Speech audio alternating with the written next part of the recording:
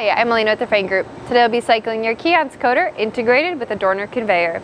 These machines are currently set to single phase, 120 volts. We recommend reading the manual in its entirety before powering on the machine. Today I'll be coding this product.